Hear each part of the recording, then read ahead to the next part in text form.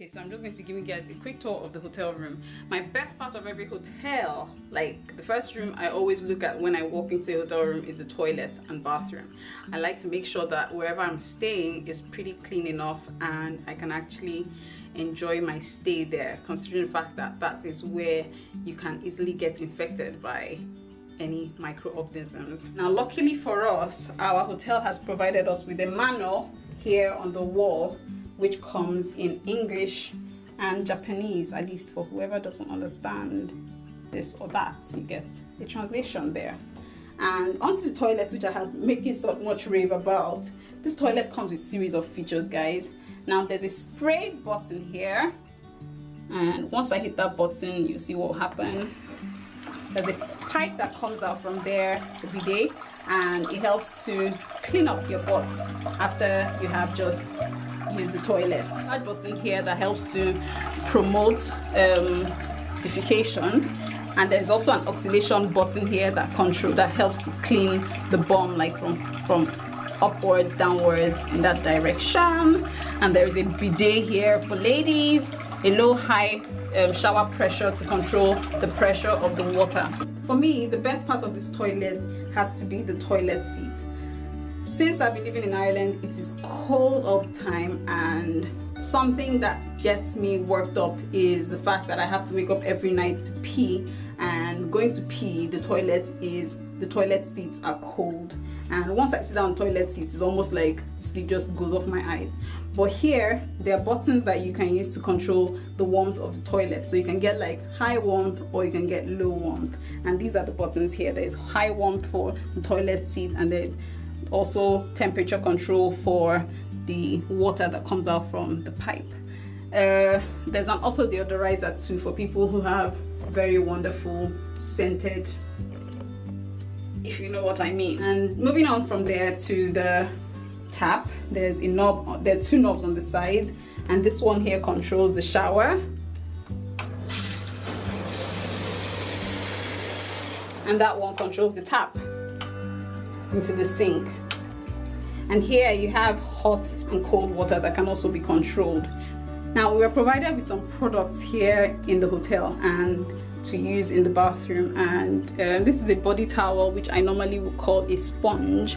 There is also a hairbrush here, which I am not sure how to use this, if anybody's hair is actually going to be brushed by this, but this is a brush in Japan. And there is also a shaving stick that we've been provided with, toothbrushes that we've started using. Luckily for us, we also got like big tubs of face soap, conditioner, body soap, shampoo. Something else about this toilet, yes, I noticed there's also something about this toilet. I don't know how it's constructed, but every time I take my bath, every other part of the glass is like filled up with steam, while the middle part here is like clear from steam. I don't know what kind of material they used in the middle part of this glass, but if any of you have, yes, it's actually warm here. Wow, I just noticed this one. So it's warm here, so that's probably why there's never steam on this part of the glass of the mirror.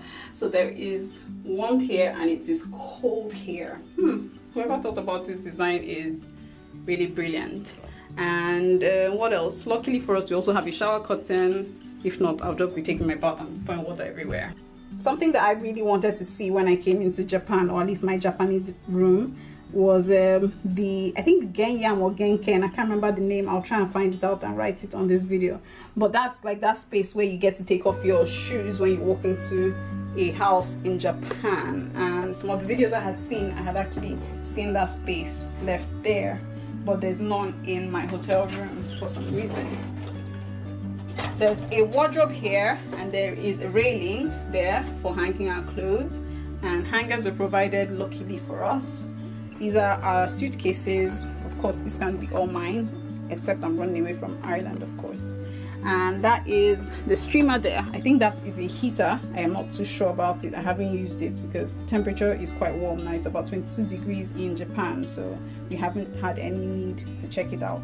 We were also supplied with some slippers there for the room, and there's a hairbrush here. Very interesting to behold. This thing is huge. I wonder whose hair this is used to brush.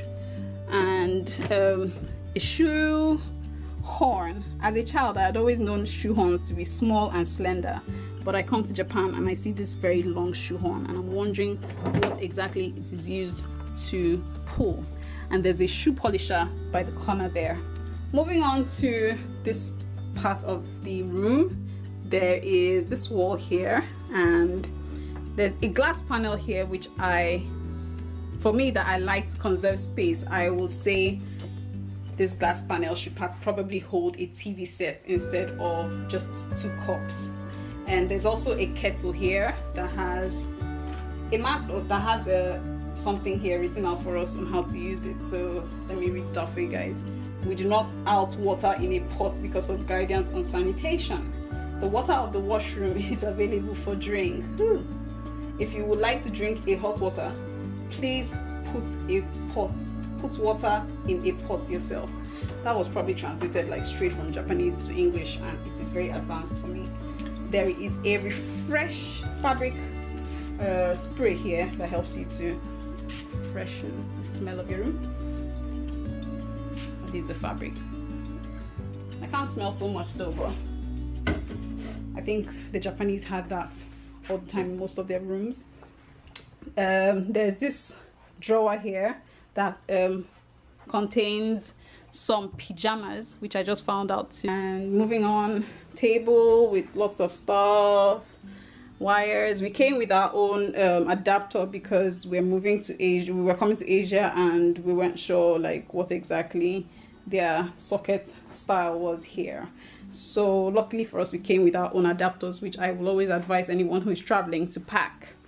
There is a torchlight here. We haven't had any reason to use it. We went out last night to a temple or shrine, and we got there at about 1:30 a.m. to 2 a.m. ish. We didn't have use for the torchlight, so I don't know when exactly you need that. Maybe they're declaring a samurai war in Japan or something, and everybody has to take their torchlights outside when they're going out. Next, I'll be taking you guys to the hotel bedroom. Now, that is my bed there, or that is our bed. All I did this morning was just straighten it out and make it quite presentable for this video, because I do not even have the energy to make the bed in my own house, and I haven't even been able to figure it out, let alone to make a hotel bed. Our hotel decided they weren't going to provide us with the service of someone to clean up our room and lay our bed. So all they give us is just change of bin and change of towels every day. For some reason they said we didn't pay for cleaning services. I don't know when hotel services were different from cleaning services and why you have to pay differently.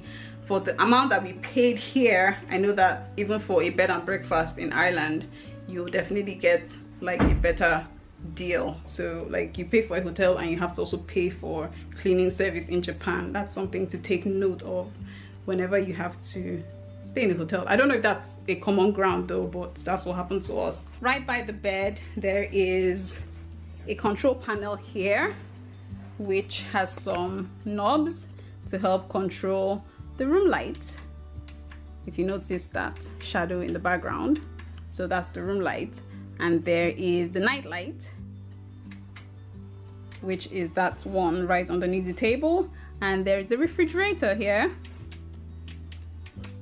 and an air conditioner, which I have lost touch on how to use since I live in a cold country at the moment. Alarm for waking up, and there is some radio stations here and some volume control there for the radio. So that's it for my hotel room tour, and yes, I have been able to show you guys around where I have been staying.